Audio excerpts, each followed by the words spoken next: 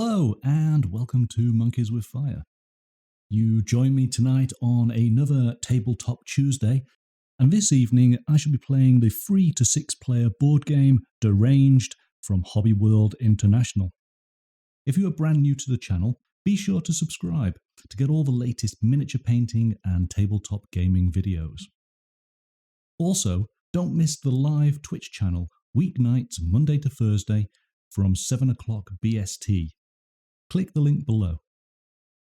And now, on with the show.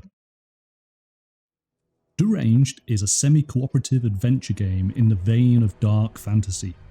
The heroes end up in a small town driven by evil forces, and in order to survive several horrible nights and leave the town at the break of dawn, they will have to fight unimaginable monsters, each other, and their own inner demons. The players will take on the role of travellers with the mark of a curse. They should act together to deal with the monsters inundating Woodburg and get rid of the curses. That is their only way to salvation. Each night will turn one of them into a deranged monster though. The deranged is stronger than a usual human and it has its own path. The only way for them to turn back and escape the town is to kill a once fellow human. So here we go, we've got the game set out, and right off the bat, what beautiful artwork. Really nice, fresh design to it. Love the style, really colourful considering it's a horror based game. Really like it. So that's the first thing sort of jumped out at me as soon as I saw the game. So then, we basically have 3 phases in any given round. That is the hero phase, then the monster phase, and then depending where we are on the time of day track, we may then have the time of day change phase. So what happens then in the heroes phase? Basically, you have a deck of 7 cards to which you will always have 4 in hand. So what I have done is I've put out 2 characters worth here. Here is your deck cards. These are what are within your hand. And what's quite nice about this game is how actions actually work. So basically you will have that hand of 4 cards to which you can choose one to play. There are various actions on that card, and depending on which card you have chosen will determine what you are able to do. So let me take an example from my hand here. Right at the top there you can see movement. Movement for this particular card is a value of 1. The icon of movement is green. Now on the actual map you can see movement arrows to the different sections on the board. Most of them are white. There are, however, some specific movement colours. Green is a movement through rugged terrain, so the undergrowth here, the forest here. In order to make that movement, you must have played a card that has green movement to it. Also, you'll notice that this particular arrow is only pointing in one direction, which means that you can only travel in that direction. Again, for this one, it means a green is required to go into the forest, but any colour can bring you out. Another colour is blue, which is traversing water. So you've got a couple of them just here. And a pinky orange, which indicates some form of climbing. We've got one here, we've got one over here. 1 point on movement is that there are portals within the town. So you could move to a portal as one movement. A second movement would take you to the opposite portal, and a third movement would take you to the next area. It's worth pointing out that should a hero become deranged, and I will explain that in a moment, deranged characters can use portals in exactly the same way. Monsters, however, cannot. The next symbol is for combat. Again, this particular card has a combat value of 6.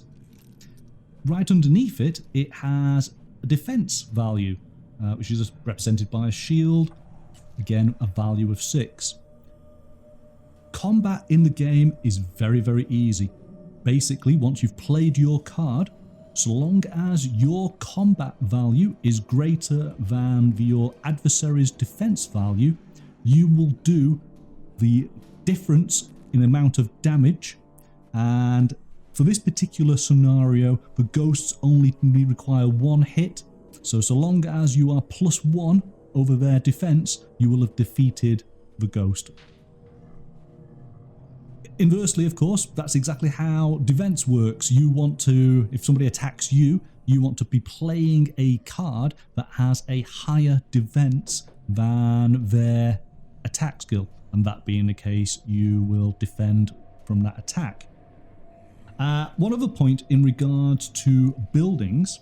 Let's take one of the lovely miniatures that come with the game here. Once you go inside a building, you can actually say that I am blocking the exit and entrance so that another hero character potentially couldn't get in, which can be quite good fun. But regardless, if a monster gets to here, the monster will be trying to attack you through the door, and there is a -2 to the attack, in exactly the same way that there is a -2 to you trying to attack the monster itself. The final attribute on the card is search, and the search will show you a symbol that indicates a quarter of the board. So we have the skull, we have, I'm going to call this the raven, we have the spider, and we have some sort of jellyfish type creature down here. So in order to search, again, you must play the card, but the card must have the symbol of the quarter for the area that you want to search within. There are a number of buildings that are worth searching. We have the library up at the top here. We have the blacksmiths here. And we have the apothecary just here. And these are all indicated by a treasure chest. There are a number of houses dotted around the town, numbered 1 to 6. They have their own deck of search cards here. Those locations can only be searched once. Once they have all been searched, that is it. So that in essence pretty much covers everything to do with the hero's actions, bar 2 elements. Resolving an item's special effect. So let me show you a card here. So when you search and you pick up a special effect card, this will go into your deck and ultimately it will come to your hand. There are 2 ways for you to play this card. You can either play it normally with the attributes on the left hand side, or you can use the special effect of this card. If you use it normally, it goes in your discard pile and obviously will cycle back through potentially to your hand. If you use the special item effect, then it's a 1 use and it will be discarded. So this set of keys would allow you to move twice through the woodland area, but also would allow you to search in one of the 3 quarters and search again. So it's like a double search for you. But it can only be done in the octopus, in the spider, and in the raven. The final action is to resolve a special action. We're going to receive some curses. And one of our main objectives within the game is to get rid of these curses. So part of your turn, you still have to play a card, even though you may not be moving or attacking or defending or searching.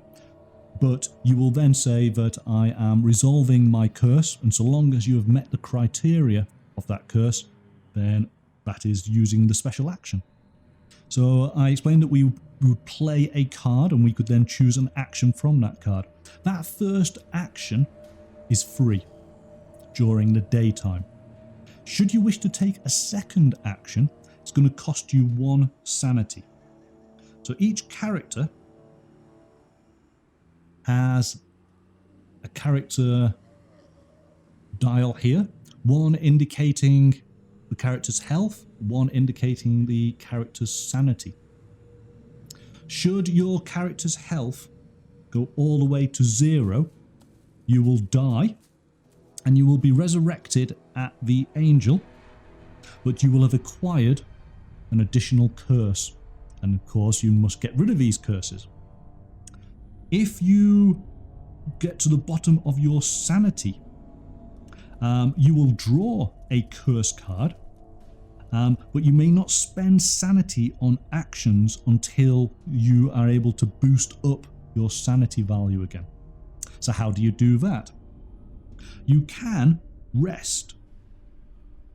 And rest will either restore 2 sanity if you are outside on the street, or 3 sanity if you are inside a building. Now, during the course of the game, we have these hungry ghosts to defeat. Should you defeat one of these ghosts, you'll be awarded a candle.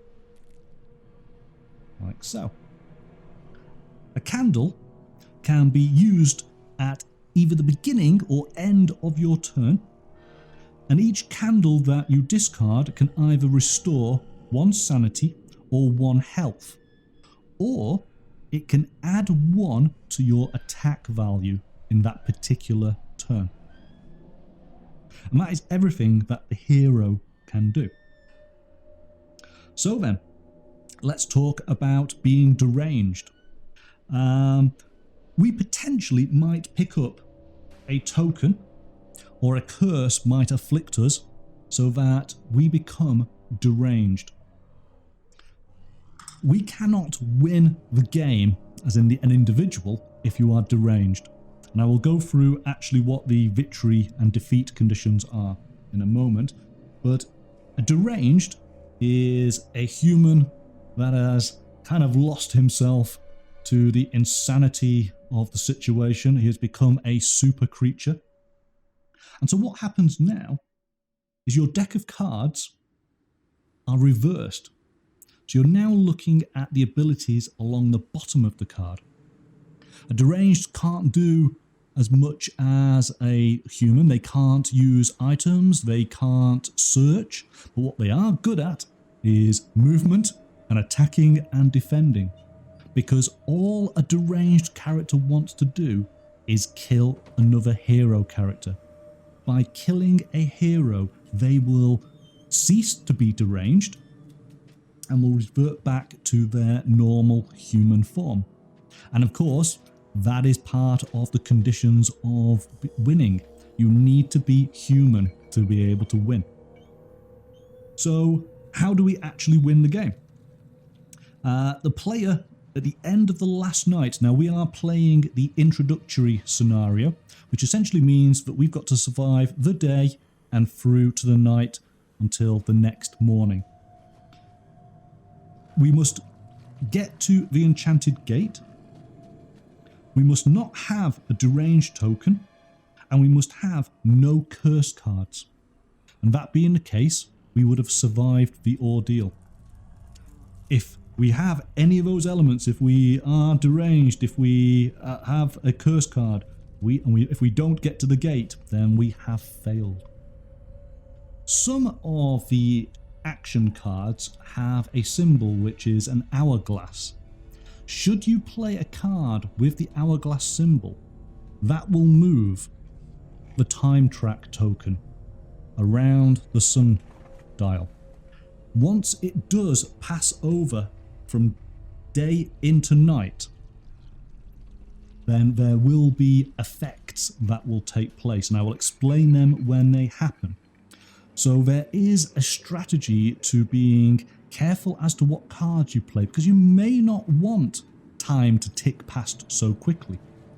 There again, if you've achieved all of your objectives and you are standing happy on the enchanted gate, maybe you do.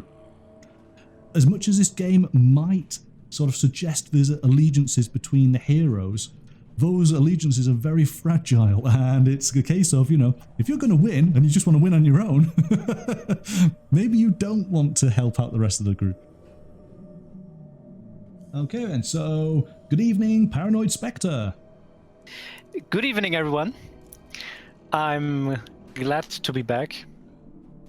The one thing we have to do to start off with, of course, is we have to randomly each receive a curse. These are beginner's curses. Then we have a whole deck of additional curses that we can potentially pick up.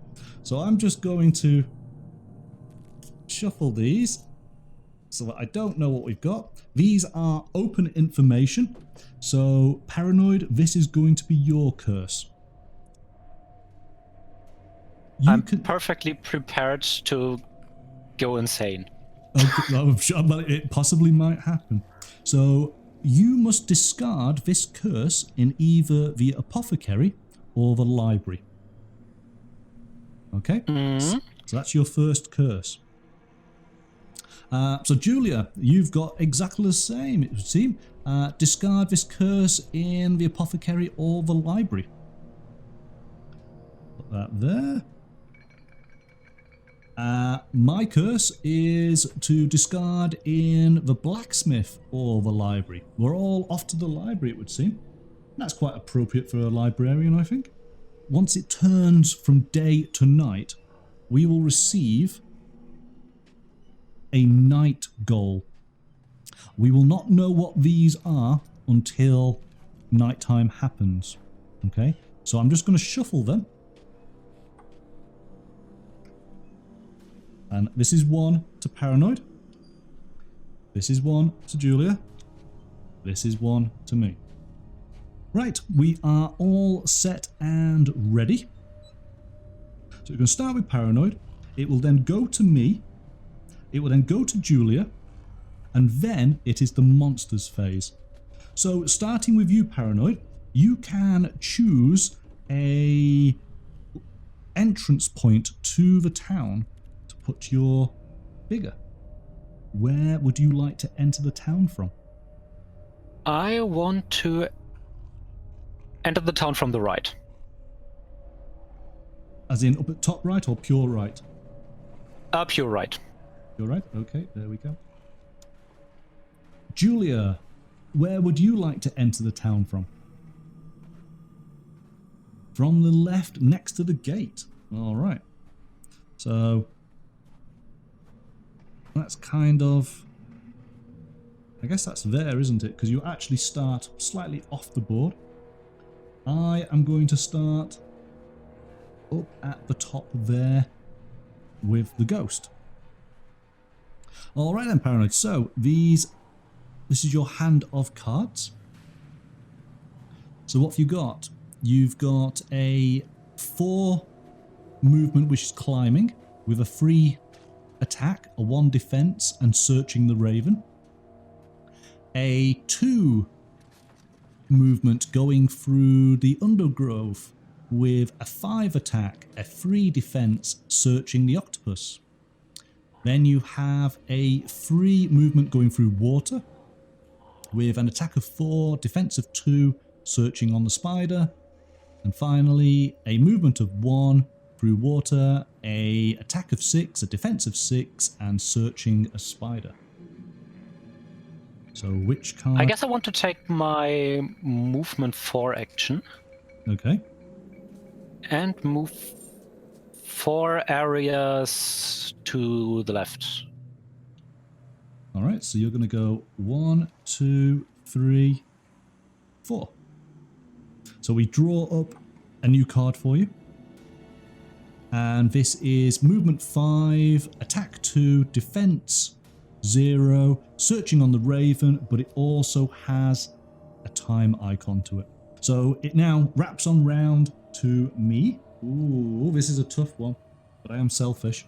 I'm going to play this card for the 4 movement. So that's my first action. 1, 2, 3. What I'm going to do is then I'm going to use 1 sanity to search. So my sanity goes down by 1. I get to draw an item. All right, excellent. And that is my turn. So, Julia, what would you like to do? So, 1, 2, 3, coming on in 4. Discard the curse. Your curse was discarding in the apothecary, so that is done. And spend 1 sanity for the second action, which of course was the discard. So now it is the monster's turn, because in this introductory scenario, we only have the hungry ghosts to deal with. In the additional scenarios that are part of the game, we get introduced to more monsters to deal with more unique challenges to defeat them. So this is the hungry ghost. And basically it tells us how the hungry ghost works. So activation. Move up to the number of spaces equal to its movement towards the closest hero without entering the target hero's space. Then attack all heroes on its space and on the adjacent spaces. While moving and attacking, ignores the colours but not the direction of the arrows. So a hungry ghost can move 3, attack for 4, it has a defense of 2, it has a health of 1. The ghosts are going to move 3. I can start with me first. 1, 2. This ghost is going to go 1, 2. This ghost is just going to go 1. And this ghost will go, what's the quickest way? 1, 2, 3, I guess. Oh, hang on. 1, 2, 3. That's closer, isn't it? Shall we start from the top of the board and work our way downwards? So this ghost is going to attack me through the door. It has a attack of 4. Because it's attacking through a door, it's going to go down by 2. Which means all I require is a defense of 2 and I will be fine. Defense of 3. That being the case, I have repelled the attack by the ghost, and all is good in my world. Over to you, Paranoid. Unfortunately, you're not in cover, as in within a building, so you're taking the full brunt of this ghost attack, which is an attack of 4. What can you do? I'm going to use the 6 and defend. Yep, that seems like it is. So again, what is really nice about this mechanic, to defend that attack, used your best defense card, but you've also used your best attack card. And now you've got to wait for that card to cycle through your discard pile to come back on into your hand. Julia, so you are in a similar situation as me. The ghost is attacking you through the door, so the ghost is an attack of 2. And I guess in that case, you've got a choice of 2 cards, haven't you? So you're going to spend the 3rd card, okay. So we take that one out, so that is the one that's being used. That is the monsters phase done. We then go over to Paranoid. It is your turn again. All right. Then I want to use my... I guess the 4 movement card should be enough. 1, 2, 3, 4. Yes, to move into house 5. Yeah, okay. So 1, 2, 3, 4. Then I want to use my... Yeah, I want to discard my curse. Yep. And sacrifice part of my sanity. So you want to discard, and your sanity goes down by 1. Okay, it goes over to me. Right, I'm going to play this card, but what I'm actually going to do is I am going to discard my curse, which was in the library. And that's my go. So I'll just draw up a new card. Over to Julia. So you're going to play the 3rd card. Oh yes, here we go. So Julia's playing an attack of 6, -2 is 4, against the ghost's defense of 2, which has instantly defeated this ghost. The ghost is dead. And for her troubles, she gets herself a candlestick. So we'll put the candlestick there as a reminder. As I said, the candlestick can be used to replenish health or replenish sanity, or can be used as a +1 in a future attack. Then you're going to move to the left. So to there. So it is now back to the monsters, and we only have 3 available. This monster is going to go 1, 2 to be able to attack you. This monster is going to go 1, 2, 3. Come on through the door. This monster is going to attack me with an attack of 4. -2 is 2. I shall use this card with a defense of 2 to repel the ghost. So Paranoid, you have a ghost attacking you. Because you're in the room, you get the -2 on its attack. So you just need to have a defense of 2. I want to use my second card to defend against that. It is now Julia with the ghost. Yeah, you're inside the building now, so it's going to be attacking you for 4. It's the last card. It is indeed, isn't it? So, using this card with a defense of 3, which means that 1 point in the attack comes on through, so you are losing now 1 health. That's taking you down to 4. Alright, so that was the monster's turn. Now it goes over to Paranoid. All right. I want to use my third card with the 6 movement. And before I say that, can I stand on the same or in the same area as an enemy, as a monster? Yes. As far as I'm aware. All right. Yeah. Perfect. Then I want to use my 6th movement card and move into the apothecary. And you're going to go 1, 2, 3, 4, 5, and you're coming on there 6, yeah? But that is a time card. That's a time card, that's correct. All right. But I don't care. I want to use my second action, sacrifice 1 sanity, and discard my second curse. Okay. Your sanity is down to 3. You're losing your curse. You've got rid of that. But we are now getting very close to dusk. Ooh. All right, it is over to me. I am going to use movement 6, but it is with a time. So that's going to go 1, 2, 3, 4, 5. Get on into that house. I'm going to discard my curse, which is my second action, which takes my sanity down. We're all fair to middling on our sanity here. Yeah, definitely. So that is my turn, and it is now over to Julia. I feel that the game is going to go into the next gear very soon. This is where all hell breaks loose. Well, actually, with all my curses removed, I have a pretty nice spot to reach the gate. You're doing very well. The third card,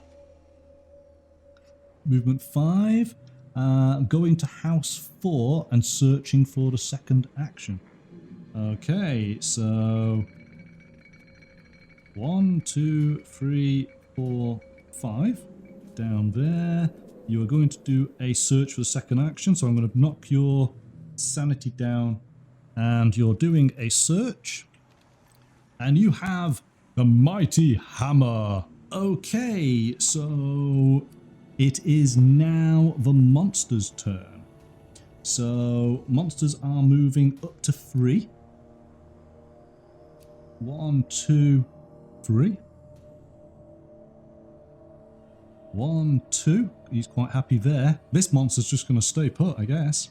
So we shall start with me. attacking through a door, I'm going to have to use this special card that I picked up. It has a defense of 3, so because I am just using it as a normal card, this will go into my discard. It is in fact Julia's turn. Which card do you want to use against this attacking ghost? I mean, you do have a defense of 2 card, your second card. And then over to Paranoid, which you're right on top of the ghost. So he's attacking you for a mighty 4. Yes, that's where I got lucky to draw my 6 defense card. Yep.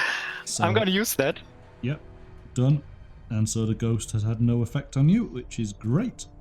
So it then goes over to Paranoid's turn. I'm going to defeat the ghost with my 3rd card. Okay. What can I do? And I'm going to do exactly the same. So we're just going to jump ahead here. I'm going to attack my ghost with a mighty attack of 6, which gets rid of him, which means that both of us receive a candle. Julia, what would you like to do? Movement of 5 again. Okay, so that's going to go there. Same instructions, yeah. So 1, 2, 3, 4, 5. But that last card resulted in a time of day change. So the current player receives the destiny token, which actually you're the one who had the destiny token anyway. Reveal what our night mission cards are. This is your night mission card, Paranoid. It's not over yet. Yes. Your night mission is to resolve a search action in the Raven Quarter of the map, to which then you discard the card. At the end of the night, if you still have this card, discard it and draw a curse. Oh, so I can't win if I have this card? Exactly. You must achieve this objective and then get to the Enchanted Gate to be able to win. Over to Julia's. Mm-hmm. It is another night mission. Resolve a search in the Squid Quarter, then discard this card. So, what is mine? You are deranged. Take the deranged token and discard this card. Oh no. And that's the point where all hell breaks loose. I have now suddenly metamorphosized into a killing beast. There I am. So, as I explained at the beginning of the game, what happens now, I have my deck of action cards. I turn them over. And now I am using the abilities at the bottom of the cards instead. But all I can do is I can move, I can attack, and I can defend. And my sole purpose now, to be able to win the game, is to kill another player. And now, of course, it is the monster's turn. So the monster is going to move towards the closest human. 1, 2, 3. There are 2 additional monsters that reveal themselves at the Enchanted Gate. And they would move. 1, 2, 3. I don't know. Probably I should run. All right, so there we go. You're going to get an attack from the monster. So, Paranoid, what card are you going to use? You've got an attack of 4. Beating down at you. The best you could do is use a card of 3 and take 1 damage. Not that important. Yeah, I'll take that one. Yep. The first one. Okay. So you've repelled as much of the attack as you can, but you're now going down to 4 health. Hello, Lady B. We are playing Deranged from Hobby World International. This is an advanced preview. The game is going to be released at Gen Con in August, and we're getting an advanced look, which is rather cool. It is absolutely your turn. So what are you going to do? You've got all these ghosts, and you've got to get to the Raven Quarter, which just so happens to be where I am. Yeah, that's true. So I can choose now, either get eaten alive by ghosts or get eaten alive by you. But I guess I will use my second card with the green for movement. Yeah. And then I will spend the first action to search. It should be the same icon, right? It's a Cthulhu icon. It is, yes. So your search is you receive an amulet. And then I want to spend 1 sanity and move. And I want to move the hell out of here. Right. Oh, hang on a second. Wait, we're in the night. The first action already costs sanity. So whilst we're in the night, every action now costs sanity. So you've already dropped down. You're down to 1 sanity. Then I want to boost my sanity right now, and then I want to move. Done. So Thank you. That would go up to 2 and then back down to 1. To 1. And right. You are moving 4? I am moving 4. And I want to move. I want to use 3 steps to move on the blue portal and 1 to portal through. So 1, 2, 3, 4. Look at those 2 victims. But that card did move the time track, didn't it? All right, so that's your go done. You've got your 4 cards. It is now over to me, and all of my prey is just really close now. That's great. Now, as a deranged, I don't care about sanity anymore now. That's fine. I can just do my actions, no problem. I'm going to play this card. So my movement of 5, and then my attack of 5. So 1, 2, 3, 4, 5. Just to be fair. Even numbers, paranoid. Odd numbers, Julia. Hey, he's paranoid. I knew it. So this To be fair, your dice rolls never work in my favor. Never do. So this is an attack Except of the one 5 time. against you. All right, 5. I want to defend using my my 2 defense card. Yeah, I thought that might be the case. Yeah. So that's gone there, but that means that you now take 3 hits. So yes. 1, I should drop 2, down to 1 hit 3. point now. Poor Samuel is... Don't worry, Julia, you're next. I'm equal opportunities on my killing. Don't worry. That's my go. So it is then over to Julia. Yeah, we should probably run. Run away! So while Julia is deciding how she wants to run and in what direction, guys in the chat, what are you thinking of the game thus far? Now that it's suddenly changed its dynamic, can you imagine what it might be like if we were up to the 6 players and there were multiple deranged characters running around at this nighttime? I would like that. Yeah. That would be great. I think that this is a game that when you hit the sort of 4 or maybe 5 player count, I think it's really, really going to shine. You always want it slightly odd as far as the number of players, just that you can pick on somebody.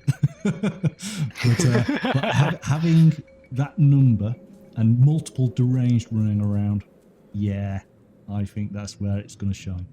And what I thought was just a beautiful touch, even though we're not going to experience this in this game, but as soon as it hits dawn, if I've not got rid of my deranged token, I will turn back to a human.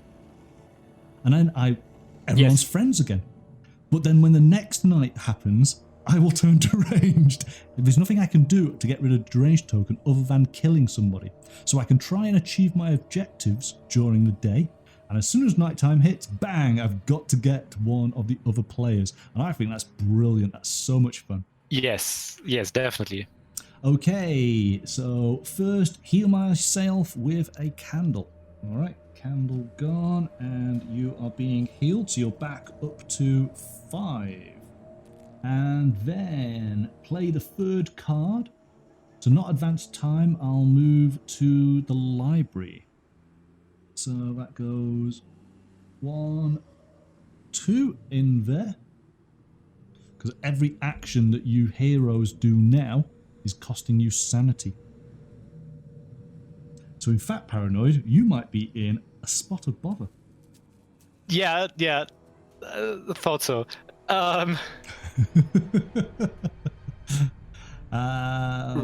Resting is a whole turn, so if I decide to rest, I can't do anything else, right? That's correct. I have the feeling I don't want to do that, standing right beside you. Possibly so. Not gonna happen. But first of all, before we get to your turn, the ghosts get a go. Yeah. So 1, 2, 3. 1, 2, 3. All the ghosts are going to go up that way. Right, that's the ghosts done. It is over to you, Paranoid. What are you going to do? Going insane, as I predicted. I'm, as already stated, I don't want to rest on the same area than you stand. So I'm going to use my amulet and move 5 spaces.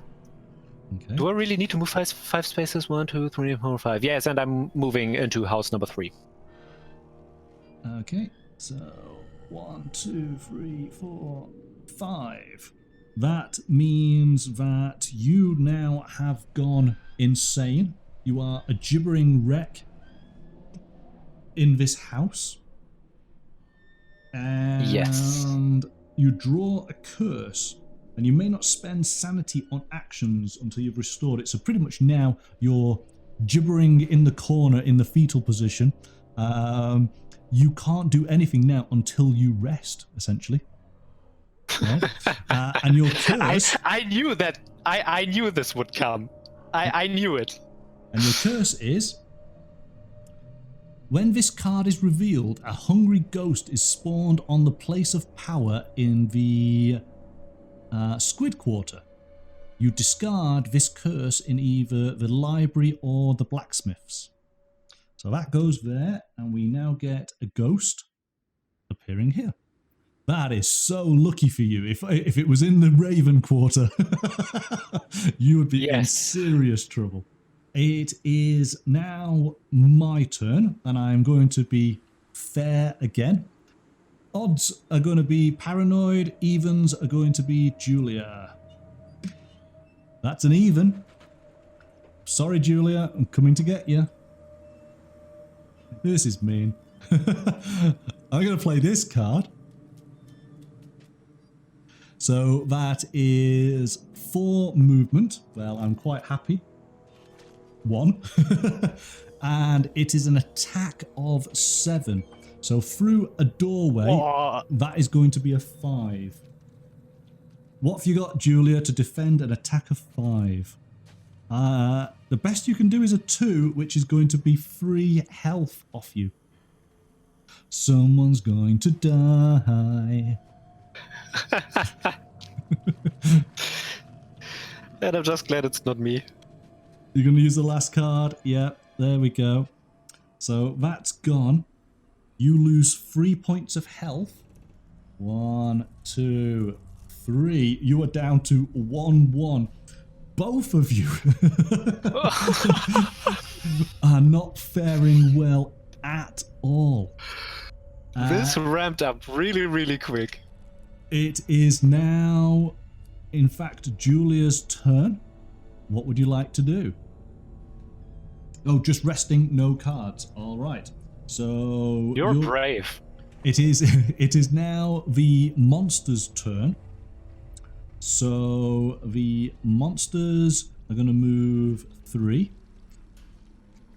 1, 2, 3. 1, 2, 3. 1, 2, 3. There we go. Nice procession of ghosts. Paranoid, it is over to you. Yeah, I can't do anything besides resting. This is true. So you get your 3 points. So, Paranoid, you've just rested. It is my turn. I am rolling the dice to see whom I shall attack. Odds, Paranoid, evens, Julia. Oh, it's Julia again. Sorry. I will do an attack of 7, which is then down to 5 as I attack through the door. The third card and you're dead. Yep. Right, so you now die, and this now means that you are resurrected at the Angel. You get yourself a curse. When this card is revealed, all monsters on the board move 1 space towards your hero and then attack your hero if they can reach.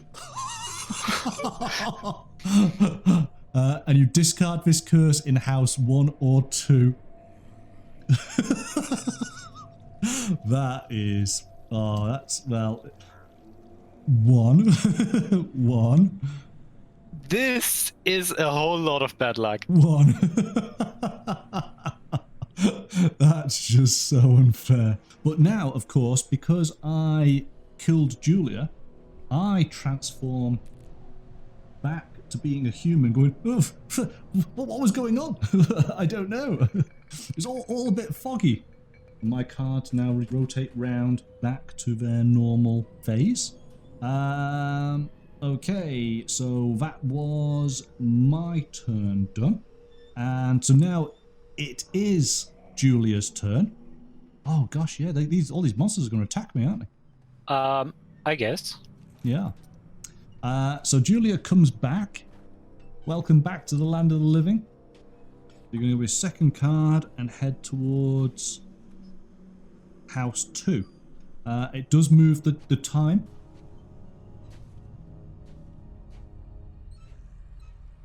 Yes, it's the monster's turn. It is the monster's turn.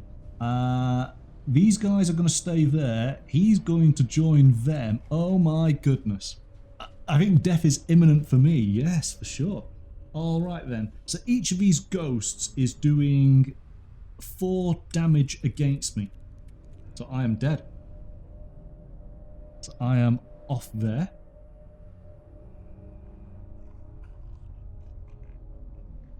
Paranoid.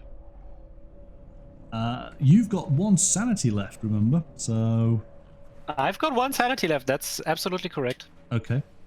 You're going to make it to the gate insane. So you've got... No, I'm going to make it to the gate sane.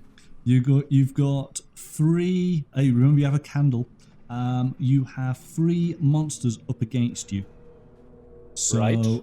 All doing hits of 2, which are thankfully any of your cards. So what cards do you want to get rid of? I want to get rid of the first, the second... Well, not that it matters. And my amulet, the 4th. Okay. I want to keep the 3rd. Keeping the 3rd. That's important. All right. Those are gone. You've repelled those attacks. I'm taking 4 points of damage, I guess. Down to 1. I should be on 1 hit point, and 1 sanity. Yes, that's correct. It is now your turn. It's my turn now, right? Yep. I'm going to use my candle. Yep. I'm healing 1 sanity. And I'm activating my last card left, moving 5 spaces. I'm moving towards onto the blue portal, taking 1 step through the portal and moving the last 2 steps onto the gate. 1, 2, 3, 4, 5. And since it's a timer card, the timer moves. You've done it. Oh my goodness. Wow, what a game. Wow. With your final card, that was perfectly played, sir.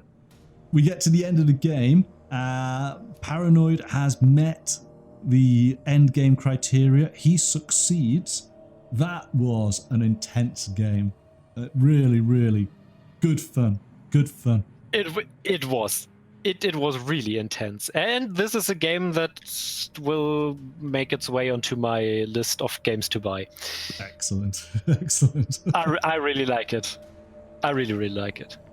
Thank you so much, Paranoid, for joining me tonight. Thank you, of course, Julia, for joining us on the chat. Right then, so yes, that brings the stream to an end. As I say, thank you so much for everybody's involvement tonight. That has been a lot of fun, and I look forward to seeing you soon. But until then, bye for now.